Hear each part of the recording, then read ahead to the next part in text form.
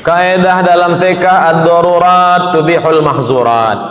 Darurat, emergensi membolehkan yang mahzurat. Kalau kita dalam keadaan normal, dalam keadaan sehat, tegak berdiri. Tapi kalau dalam keadaan sakit, kita boleh solat duduk. Bahkan Nabi manakala dia sudah tua, badannya sudah besar, sudah berat, solat sunatnya pun duduk. Solat sunat duduk. Kaki yang tak boleh ditekuk, maka dari awal takbiratul ihramnya tegak. Bukan duduk dari awal, tegak di awal. Masa awal tu tegak. Allahu Akbar. Letak kerusi, kaki kerusi itu di awal, kaki kerusi di awal sajadah, di pangkal sajadah. Bukan kaki orang yang sakit itu di pangkal sajadah. Kaki kerusi itu di pangkal sajadah. Maka dia agak maju ke hadapan sikit. Dia agak maju sikit. Jadi kaki kerusi itu yang di sajadah. Banyak juga saya tengok dia salah. Dia tegak di pangkal sajadah, kaki kerusi dia di sana, yang belakang mengamuk. Balik dari situ bertambah sakit. Dia maju, kaki kerusi di pangkal sajadah, dia tegak. Ghairil maghdubi alaihim waladdallin. Amin. Bismillahirrahmanirrahim. Qul huwallahu ahadunillahus samad. Kaki kerusi di pangkal sajadah. Ni pangkal sajadah. Terus dia tegak. Qul huwallahu ahadunillahus samad lam yalid wa lam yulad wa lam yakul lahu kufuwan ahad. Rukuk. Kalau boleh rukuk, rukuklah. Kalau tak boleh rukuk sebab mula sakit, duduk. Allahu Akbar. Sami Allahu liman hamidah. Sujud. Allahu Akbar. Lebih rendah lagi sikit. Kalau tuan puan nanti pergi umrah di Makkah, ada masjid Sulaiman bin Abdul Karim Ar-Rajihi. Masjid itu dia buat, dia bina untuk mengenang almarhumah emak dia, Aisyah Ar-Rajihi. Maka di situ di hadapan ini dibuat ada kerusi, panjang kerusi, panjang kerusi. Dulu masa saya belajar di Kaherah, itu di sop awal, sop pertama, kiri kerusi, kanan kerusi. Sop kedua, kiri kerusi, kanan kerusi. 2017 saya ke Kaherah, sop 1, sop 2 sudah tak ada kerusi lagi. Rupanya kerusi makin banyak di belakang. Orang makin banyak sakit kaki. Artinya apa? Orang sakit tetap ke masjid, badannya sakit, jiwanya sehat sebab dia menengok orang. Jangan orang tua kita yang sudah sakit, ayah, mak sakit di rumah aja lah, tunggu malaikat maut datang. Bawa dia ke masjid supaya semangat dia. Dulu kita tak berjalan, dia gendong kita, dia bawa. Sekarang dia tak berjalan, kita pula gendong dia, kita bawa ke masjid. Kita belikan kerusi, kita letakkan kerusi di samping kiri atau samping kanan, letakkan. Bila ada orang, apa awak bawa? Ini bapa saya, ini bunda saya. Ini baik, tegak dari awal. Saya dari awal pun tak boleh tegak. Dari awal tak boleh tegak, duduk. Ini dari awal. Selepas itu maka sop ini dihitung, dikira dari awal kerusi. Begitulah yang kami terima, yang kami saksikan, yang kami pelajari tentang orang-orang yang tidak mampu. Saya merasa tak mampu solat dalam keadaan sakit, rasanya di rumah saja sebab ganggu orang lain. Jangan, sebab kita tetap ke masjid. Tak boleh tegak, duduk. Tak boleh duduk di kerusi, duduk di lantai. Sampai-sampai kalau tak boleh duduk di lantai sekalipun, ada nama solat di atas tempat tidur, pakai isyarat mata saja. Allahu Akbar. Hadapkan ke arah kiblat. Allahu Akbar. Mata pun tak juga boleh, baru kita sembahyangkan ramai-ramai. Salat jenazah. La kafarata laha illa dzalik. Tidak ada yang boleh menebus salat kecuali salat itu sendiri. Saudara mara kita yang sedang berada di hospital tak boleh salat kerana doktor berkata jangan kena air, sebab bila dia kena air dia akan sakit tulang, dia akan sakit, dia akan demam. Fa illam tajidu ma'an fatayammamu sa'idan thayyiba. Kalau ada yang sakit atau darurat atau tiada air, maka tayammum. Orang sakit bukan kita bawakan limau. Orang sakit dibawakan limau. Yang makan orang sehat. Kita bawakan tanah untuk tayamum. Dia tak boleh bertayamum, ditayamumkan. Itulah maka anak-anak kita yang kita ajarkan tayamum. Tuan lelaki tak boleh tayamum.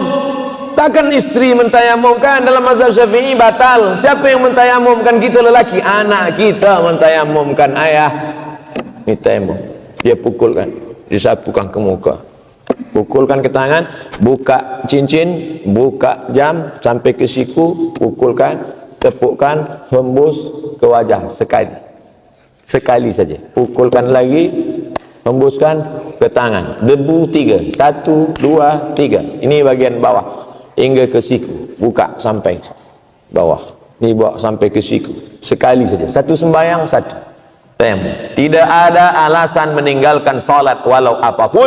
Man taraka salata muta'ammidan, sesiapa yang meninggalkan sembahyang secara sengaja, faqad kafara jihara, maka kafirlah dia secara nyata. Mudah-mudahan kita termasuk istiqamah sampai akhir hayat insyaallah. Amin ya rabbal alamin. Allah. Ini soalan dari Allah. Saya pernah mendengar satu ceramah kamu, betul dan tidak, atau benarkah tidak suami salat berjamaah di rumah bersama istrinya, anak-anaknya? Ini dari pahala yang cuma dapat satu, suami dapat satu, istri dapat pahala satu, anak-anak pun dapat pahala satu. Dibandingkan suami salat berjamaah di masjid dapat pahala 27. Mohon penjelasan. Mohon pencerahan betul. Qul, katakan ya Muhammad, in kuntum tuhibbun Allah, kalau kamu memang cinta kepada Allah, fattabi'uni, ikuti aku. Satu-satunya jalan keselamatan, fattabi'uni, ikuti aku Muhammad sallallahu alaihi wasallam. Hadisnya, alaikum bisunnati, ikuti sunnahku, wa sunnatil khulafa'ir rasyidin al-mahdiyyin min ba'di, sunnah khulafa' rasyidin sesudahku, Abu Bakar, Umar, Utsman wa Ali, wa an kulli sahabati Rasulillah ajma'in. Abdu 'alaiha bin nawajiz, gigit pakai gigi geraham. Meninggal Nabi Muhammad sallallahu alaihi wasallam, Abu Bakar jadi imam. Meninggal Abu Bakar, Umar jadi imam. Umar meninggal, Ali jadi imam. Ali meninggal, Utsman jadi imam. Di mana mereka salat berjamaah? Di masjid. Tapi saya pernah melihat hadis Nabi sholat berjamaah di masjid, di rumah, betul, sahih. Nabi sholat malam. Allahu Akbar. Makmumnya siapa? Anas bin Malik. Anas bin Malik diserahkan ibunya bernama Ummu Sulaim. Umur dia 10 tahun. Anas bin Malik membawakan terompah selipar, membawakan air wudhu, membawakan kain Nabi, serumah dengan Nabi. Solat dia di belakang, di samping Nabi. Solat pula istri Nabi di belakang. Itu menunjukkan Nabi pernah solat berjamaah di bilik di rumah, tapi solat bukan solat wajib. Adapun solat fardu, maka lelaki suami solat ke masjid. Suami yang solat ke masjid, suami yang soleh. Suami yang solat di rumah, suami solihah. Puan ingin sholat di rumah berjamaah dengan anak yang belum baligh, boleh. Anak belum baligh jadi imam, dia sudah berkhitan. Hadis Sahih Bukhari tentang imam umur 7 tahun, imam kecil. Tapi masa itu mereka sudah berkhitan, sudah tak ada lagi najis. Dibacaannya pula baik, tajwidnya idgham, ikhfa, qalqalah, gunnah bila gunnah, baik. Sampai-sampai maaf beribu maaf, rupanya imam yang kecil tadi bila dia rukuk terbuka bajunya di belakang. Lalu kemudian kata sahabat di belakang, tak adakah kain untuk menutup bagian belakang imam kita ini? Budak kecil, memang dia kecil, tapi hafalan dia banyak. Yang dia kecil, hafazan Quran dia banyak. Oleh sebab itu maka puan yang di rumah boleh solat bersama anak, atau sesama perempuan, solat berjamaah perempuan di rumah. Bagaimana kalau kami yang perempuan ingin ke masjid? Ada yang mengatakan perempuan solat di rumah, sebab perempuan yang solat di dalam kamar bilik lebih baik lagi, di dalam rumah lebih baik lagi, di dalam kamar bilik kecil lebih baik lagi. Semakin kecil semakin terpelihara lebih baik. Hadisnya sahih. Tapi tengok juga hadis yang lain. Nabi kalau meluruskan kata saf, kata Nabi, sebaik-baik saf lelaki di depan, sebaik-baik saf perempuan di belakang. Cuba tengok khairu sufufir rijal, sebaik-baik saf lelaki di depan, sebaik-baik saf perempuan di belakang. Apa makna cakap Nabi? Saf lelaki di depan, saf perempuan di belakang. Maknanya ada perempuan di belakang. Kalau tak ada perempuan di belakang, pasti kata Nabi, sebaik-baik saf lelaki di depan, yang perempuan pergi balik. Makanya sampai hari ini pintu masuk Masjid Nabawi Babus Salam, keluar dan masuk dari Babus Salam, keluar Babul Baqi. Di belakang Babul Baqi Babu Jibril, di belakang Babu Jibril Babun Nisa. Babun Nisa ini bukan sekarang. Babun Nisa sudah ada masa zaman Umar bin Khattab. Zaman Umar bin Khattab, bila ada lelaki masuk dari Babun Nisa, ditangkap, dicambuk, sebab dia sudah ikhtilat, bercampur dengan perempuan. Maknanya apa? Ada perempuan sholat tapi tetap menjaga menutup aurat, tidak tabarruj, la tabarrujna tabarrujal jahiliyatil ula, tidak bersuara dengan suara. Kadang di beberapa masjid tempat perempuan ini ditutup dengan kain, tutup, perempuan tak nampak, tapi suara dia kedengar. Kadang kita pula takut masuk kita ke masjid, kiki. Tetaplah jaga suara, jangan bergurau dalam masjid, menjaga ibadah. Maka perempuan solat berjamaah boleh dengan syarat-syarat yang ketat. Wallahu a'lam bishawab. Terima kasih Ustaz. Saya baru menerima SMS hasil 2, jadi terbayar juga. Jadi maaf, saya mewakili bagi pihak Muslimah Masjid Al-Amirah Raja Maryam Kampung Jundung. Soalan saya begini, Ustaz Dr. Istri yang menjaga sholatnya, istri yang menjaga ibadah puasanya, istri yang mentaati suaminya, apabila suaminya bersalat berjamaah di masjid, apa yang suaminya dapat dari Allah yang ganjaran pahala, istri juga akan dapat sama yang ganjaran pahalanya dari Allah. Persoalannya begini Ustaz, apakah benar kami yang bergelar istri ini akan dapat ganjaran pahala yang sama tanpa berkurang sedikit pun apabila suami sholat di masjid? Karena saya pernah amati satu ceramah dalam YouTube yang bergelar Profesor menjelaskan hal ini bersandarkan dengan hadis ketika Rasulullah sallallahu alaihi wasallam. Mohon pencerahan Ustaz Dr. Perempuan mengadu kepada Nabi SAW, lelaki itu boleh puasa, lelaki itu boleh sembahyang berjamaah, lelaki itu boleh iktikaf, lelaki itu boleh amal banyak, sedangkan kami ini hamil, maaf, kami ini pula uzur syar'i haid, kami ini pula membesarkan anak-anak, bagaimana nih ya Rasulullah? Maka kata Nabi SAW, amal dia yang baik menjaga keluarga ini sama seperti amal lelaki.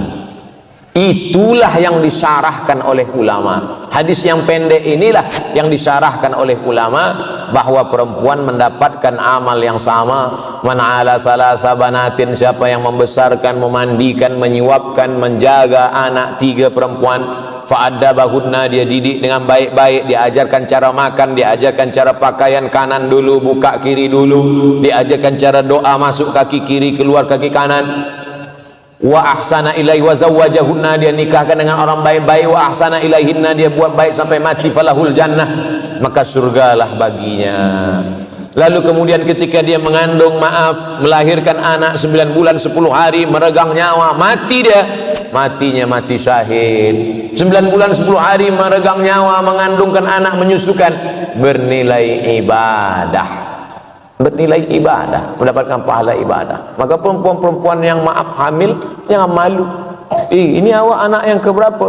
Yang ke-7. Apa ini tahun hamil? Ibadah. Ada ibadah putus. Salat selepas mati putus. Baca Quran selepas mati putus. Idza matal insan, kalau manusia mati, hadis riwayat Muslim, inqata'a, putus. Tapi ada yang tak putus. Mana dia? Waladun salihun, anak yang soleh yang terjaga di tengah malam berkata, Rabbi firli wali walidayya warhamhuma kama rabbayani shaghira. Husnu taba'ulil mar'ati li zawjiha, husnu taba'ulil mar'ati li zawjiha perempuan yang baik menjaga keluarganya, kehormatan suaminya, maka dia sama mendapatkan pahala kebaikan-kebaikan. Beruntung bertuah, mudah-mudahan tuan puan senantiasa menjaga ini sehingga Allah Ta'ala melimpahkan rahmat, maghfirah, ridha dan kebaikan-kebaikan. Amin ya rabbal alamin. Suara Ustaz. Assalamualaikum Prof. Adakah sudah dikira atau termasuk dalam kewajiban memberi nafkah zahir jika seorang suami memberi izin kepada istrinya untuk bekerja dan makan gaji? Di samping itu, suami tadi juga telah memberikan sebuah kredit kepada istrinya dengan cara bayaran ansur yang hutang dalam tempoh masa dan dengan kadar bayaran yang tertentu. A'udzubillahi minasyaitonirrajim. Waqarna fi buyutikunna, itu hukum asal perempuan. Waqarna fi buyutikunna, wahai perempuan kamu mesti menetap di rumah, tak boleh keluar rumah. La yaqluwanna rajulun ma'a imra'atin illa ma'a dhi mahramin, kalau perempuan keluar rumah tak boleh berdua-dua. La tusafiranna ma'a imra'atun illa ma'a dhi mahramin, kalaupun dia keluar rumah tak boleh keluar rumah kecuali dengan mahram. Kalau dia keluar rumah, la yakhluwanna rajulun ma'a imra'atin illa ma'a dhi mahramin, tak boleh dia keluar kemudian dia ke suatu tempat berdua-dua tak ada orang lain kecuali dengan mahram. Ini semua untuk menjaga martabat, harkat, kehormatan, kemuliaan perempuan. Karena Islam ini datang menjaga akal, menjaga diri, menjaga kehormatan, hifzul mal, hifzul aql, hifzul arad, hifzul nafs, ini semua menjaga. Termasuklah menjaga perempuan. Bolehkah perempuan bekerja? Dijawab oleh Syekh Atiyah Saqar dalam kitab Fatwa Al-Azhar. Hadis pertama, ada seorang perempuan namanya Asma binti Abi Bakar. Asma mencari makanan unta, makanan kambing. Dia junjung di atas kepala dia rumput-rumput untuk makanan. Keluar rumah, Nabi SAW melihat. Manakala Nabi melihat, Nabi membawakannya dan mengantarnya balik ke rumah. Nabi tidak melarang. Itulah dalil perempuan boleh bekerja, beraktiviti, karena Asma tadi tak dilarang Nabi. Seandainya Nabi melarang, kata Nabi, hai Asma, engkau sudah, maka perbuatan itu haram. Tapi karena aman, tidak ada lelaki yang jahat, perbuatannya pula mencari makanan untuk ternak, hewan, maka perbuatan itu boleh. Dari situlah ulama mengambil dalil perempuan boleh beraktiviti di luar rumah, bekerja dengan syarat-syarat yang ketat supaya tidak terjadi perbuatan-perbuatan maksiat yang dilarang Allah Subhanahu wa taala. Dua, pada masa pemerintahan Sayyidina Ali, Umar bin Khattab, maka di Suqul Islam di Madinah itu ada Suqul Yahudi, punya orang Yahudi, ada Suqul Islam, pasar yang dibuat oleh Nabi Muhammad SAW. Ada wilayah hisbah, polis wilayah hisbah yang khas menengok siapa yang mencampur sukatan timbangan, siapa yang curang dalam sukatan timbangan. Karena Nabi sendiri datang ke pasar untuk memeriksa. Kata Nabi, mahadha ya sahibat ta'am, hei penjual makanan, kenapa makanan di dalam ini basah? Asabahul matar, kena hujan ya Rasulullah. Wailul lil mutaffifin, celaka orang yang memainkan sukatan timbangan. Idza talu anan nas yastawfun, kalau dia menimbang, dia membeli, dia minta penuh. Tapi kalau dia yang menimbang, dia menyukat, dia curang. Man rasyana falaysa minna, siapa yang curang bukan golongan kami, bukan golongan Nabi Muhammad sallallahu alaihi wasallam. Maka yang menjadi pengetua polis wilayah hisbah masa itu namanya Ummu Syifa. Ummu Syifa itu lelaki apa perempuan? Ummu Syifa, takkan Ummu Syifa berkumis? Ummu Syifa perempuan. Itulah dalil perempuan boleh beraktiviti, tapi dengan syarat yang ketat. Syarat yang pertama, la tabarrujna tabarrujal jahiliyatil ula, tidak bersolek-solek jahiliyah. Syarat yang kedua, la yakhluwanna rajulun ma'a imra'atin, tak boleh berdua-duaan dengan lelaki yang tak mahram. Syarat yang ketiga, tak boleh dia musafir dengan lelaki yang tak mahram. Syarat yang keempat, hendaklah dengan izin walinya. Kalau suami ada maka izin suaminya. Syarat yang kelima, la yadribna bi arjulihinna, dia tak pukulkan kakinya ke lantai. Perempuan tak boleh memukulkan kakinya kuat ke lantai, sementara di kaki itu dipasangnya gelang kaki, sehingga kalau dia berjalan kerincing, kerincing, kerincing, kerincing, membuat lelaki memandang, keluar biji mata lelaki menengok gelang kaki. Ini semua adalah Islam datang untuk menjaga manusia. Islam bukan cuma berzikir, Islam bukan cuma salat, tapi Islam menjaga kehormatan, kemuliaan perempuan. Perempuan, puan-puan bersyukur pada Allah dengan banyak berselawat, Allahumma salli ala Sayyidina Muhammad wa ala ali Sayyidina Muhammad, karena dialah yang sudah mengangkat kemuliaan, kehormatan, kemuliaan perempuan. Wallahu a'lam. Alhamdulillah. Jadi mungkin ini soal yang terakhir, Ustaz. Baik. Yang lainnya tidak sempat. Jadi bagaimana pula kedudukan perempuan yang belum bersuami? Adakah lebih afdal salat di rumah atau di masjid? Tentang perempuan solat di rumah atau di masjid, kalau tidak menimbulkan fitnah, hukum dia boleh di masjid, jaiz, mubah. Tapi kalau menimbulkan fitnah, elok dia solat di rumah. Menimbulkan fitnah, perempuan elok solat di rumah. Tapi kalau dari maghrib ke isya ada tazkirah, ada soal jawab, lelaki ramai, perempuan pula ramai, maka elok dia datang ke masjid. Atau di university, perempuan ramai, lelaki pun ramai, ada tazkirah, maka elok. Tapi kalau di suatu kawasan tempat sunyi, lelaki pula hanya beberapa orang, dia pula bersendirian berdua, maka elok dia di rumah. Adapun lelaki, maka lelaki bukan perkara mubah, tapi lelaki, Nabi SAW selepas salat, Nabi memandang ke belakang, Nabi tanya, asyahidun fulan, mana si fulan, asyahidun fulan, mana si fulan, kenapa dia tak datang salat berjamaah? Layan tahiyanna, mereka yang tak datang salat berjamaah berhenti, jangan ulang lagi. Kalau tetap mereka tetap tidak datang salat berjamaah, la uharriqanna alaihim buyutahum, aku akan bakar rumah mereka, kata Nabi SAW.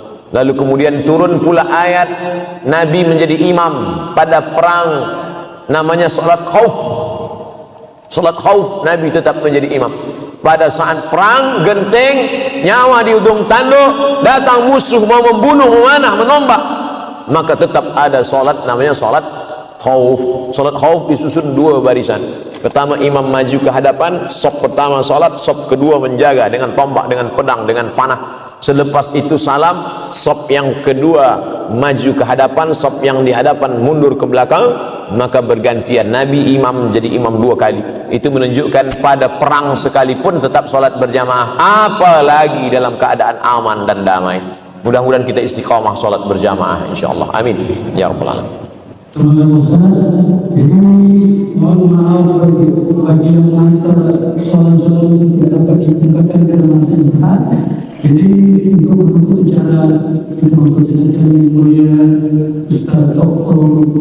yang bersama untuk dengan bacaan doa ambil berkah pada persiapan. Ala hadhihi niyyah wa kulli niyatin salihah. Al-Fatihah. أعوذ بالله من الشيطان الرجيم بسم الله الرحمن الرحيم الحمد لله رب العالمين الرحمن الرحيم مالك يوم الدين إياك نعبد وإياك نستعين اهدنا الصراط المستقيم صراط الذين أنعمت عليهم غير المغضوب عليهم ولا الضالين آمين اللهم صل على سيدنا محمد وعلى آل سيدنا محمد اللهم إنا نتوسل إليك بحق محمد صلى الله عليه وسلم والنبيين والصديقين والشهداء والصالحين.